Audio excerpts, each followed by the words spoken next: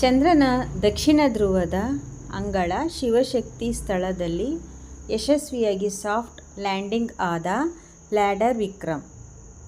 2023 August 23ರಂದು ಚಂದ್ರಯಾನ 3ರ ನೌಕೆಯು ಹೊತ್ತೊಯ್ದ ಲ್ಯಾಂಡರ್ ವಿಕ್ರಮ್ ಚಂದ್ರನ ದಕ್ಷಿಣ ಧ್ರುವದ ನಿಗದಿತ ಅಂಗಳವಾದ ಶಿವಶಕ್ತಿ ಸ್ಥಳದಲ್ಲಿ ಯಶಸ್ವಿಯಾಗಿ ಸಾಫ್ಟ್ ಲ್ಯಾಂಡಿಂಗ್ ಆಯಿತು.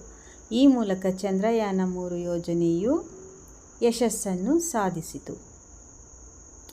ಇದರೊಂದಿಗೆ ಚಂದ್ರನ ದಕ್ಷಿಣ ಧ್ರುವ ಪ್ರದೇಶದಲ್ಲಿ ನೌಕೆ ಇಳಿಸಿದ ಜಗತ್ತಿನ ಮೊದಲ ದೇಶ ಹಾಗೂ ಚಂದ್ರನಲ್ಲಿ ನೌಕೆ ಇಳಿಸಿದ ಅಮೆರಿಕ, ರಷ್ಯಾ, ಚೀನಾದ ನಂತರ 4ನೇ ದೇಶ ಎಂಬ ಹೆಗ್ಗಳಿಕೆಗೂ ಭಾರತ ಪಾತ್ರವಾಗಿದೆ.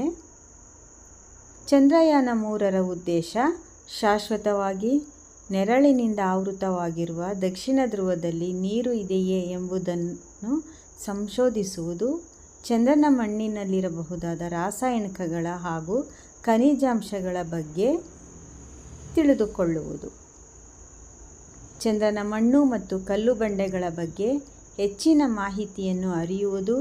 ಇದು ಚಂದ್ರನಲ್ಲಿ ಜೀವಿಗಳು ವಾಸಿಸುವ ವಾತಾವರಣವಿದೆಯೇ ಎಂಬುದನ್ನು ಕಂಡುಕೊಳ್ಳಲು ಸಹಕಾರಿಯಾಗುವುದು.